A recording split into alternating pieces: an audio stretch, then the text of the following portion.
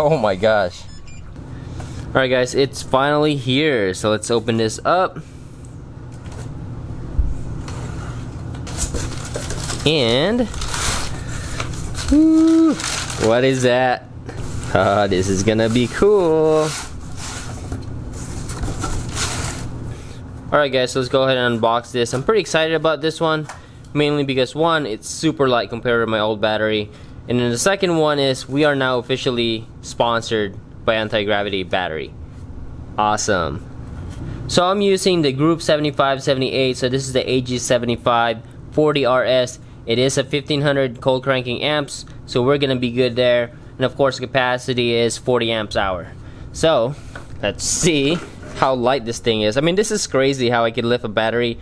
I mean, check this out. Full arm extended, super lightweight.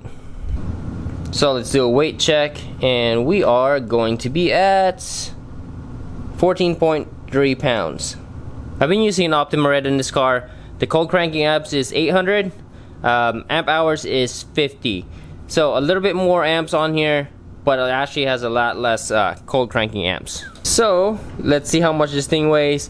I'm not gonna be able to do this with one hand fully extended, so I'm gonna have to lift it up from the top. 40.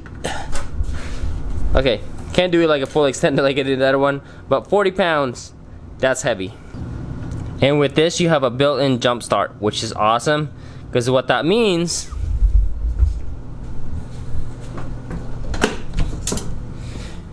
is I no longer have to carry this thing around. Because so far, I mean, this thing is another 6 pounds. So we're talking about 46 pounds between this setup versus that setup. So with the lighter weight of this battery, I think I'm gonna put it back where it was at originally, just right there. Granted, you know, it used to have like a false firewall, so would have probably had to use a smaller battery before, but I'm gonna put it back there mainly because all the lines I've added to be able to route the battery lines from here to the back and come back and all that stuff, also the battery box, that's a good amount of weight savings that I could add. Originally I was gonna build a bottom frame, but I found this thing, Doorman 595, or I guess it's 00595.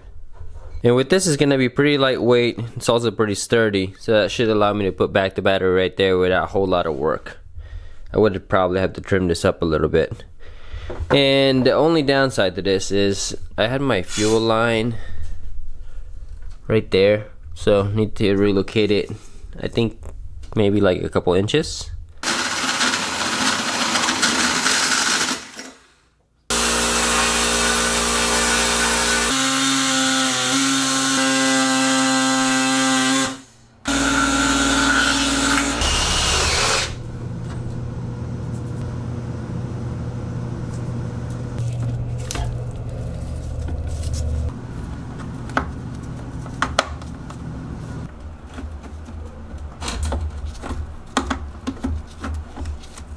Alright, so this one I could put back, so I'm gonna head and tighten this now because this is gonna be set.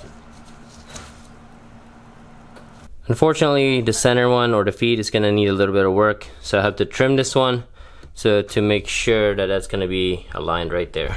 Alright, so I went ahead and shortened this, and we should be able to now put this in here.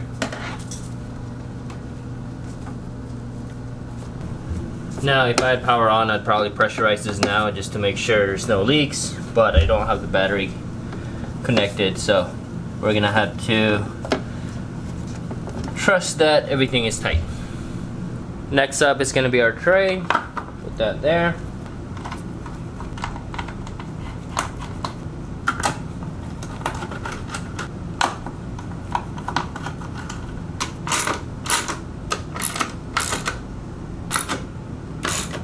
So now, let's put our battery in place. Still can't believe how light this thing is. Look at this. This is crazy. Just gonna go slide that in. That will lock it in place on the back, and then this is gonna be our lock to the front. Now I did pick this type of lock versus something like this. It's just for a little bit more simplicity. There you go, hand tight. Good. There is a little bit of movement if I like go crazy on it. I can feel it shifting, but the only one that I guess I could see happening would be sliding to the right here. Yep. So we need to put something else in place to lock that in. I'm gonna use my old mat from the one I used for my old battery.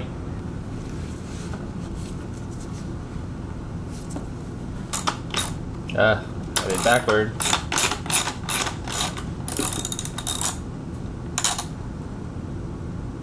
Well, I guess it doesn't matter.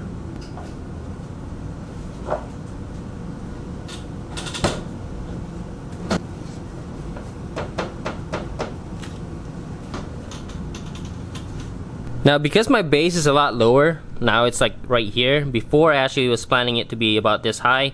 Because of that, now I have plenty of clearance from here to the hood. So I'm gonna keep it this way instead of, you know, the other orientation. Again, shout out to these guys for hooking it up for this build. If you guys haven't heard of them, I'll put a link to their website. Super awesome battery. I mean, this thing is lightweight and it has a lot of power. Another upside, it has a built-in jump starter. So literally, you won't get stranded. All you do is press that and you can get going again. Pretty awesome. We are good to go. Let's go ahead and put this in the car. Right. Go. Alright, so just some clarity, guys. Aside from those two ground wire right there, this car is also grounded in the front, which is right there. So we got 2 ground wires on the front, 2 on the back, and of course all the other metal contacts are going to be a ground source as well. So I think we're good on the ground. So this took a little bit longer to get here, but it's finally here.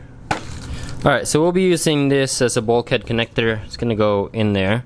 Now, the reason why I'm going with a bulkhead is because I want to remove all the wires that cross over between the inside of the cabin to here.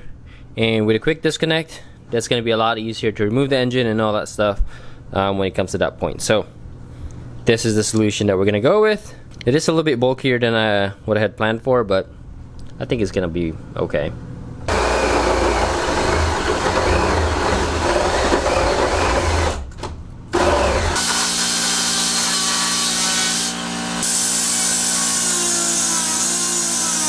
Alright, so the way this is gonna work, I'm gonna go ahead and put the gasket right there, and then let's put the bolt in.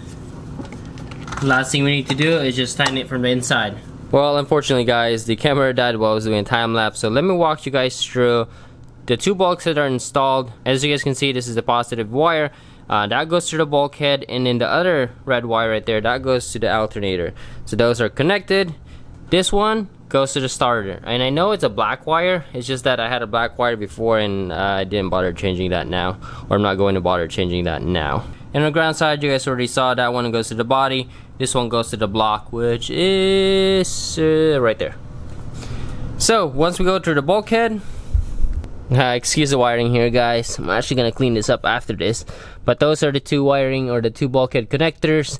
The top one there, that's the one from the battery, so that's gonna go into my disconnect, and the other side of that disconnect goes back to the front, which is what you see right there. It also connects to like my ECU, my power steering, and of course all the wires that goes to the back is for like the fuel pump and all that stuff.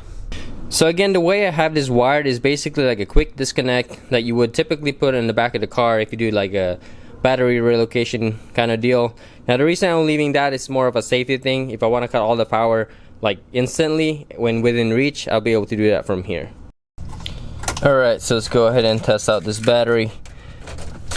Fuel pump is off, so this is just more for crank test. Right now we are at 13 volts. Huh, interesting. Alright, so we're gonna be starting with 12.9 volts.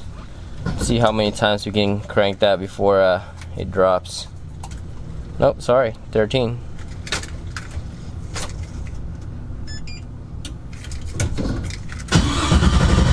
Oh my gosh. This thing spins the engine so fast.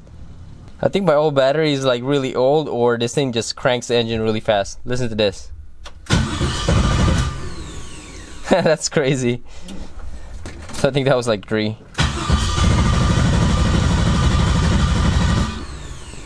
Just listen to that thing, man. Okay, this could take a while. So what I wanted to show you guys was I wanted to see how far I could drop it before he actually cuts out the battery, but this could take a while, so I'm thinking I'll probably just drain it out via lights.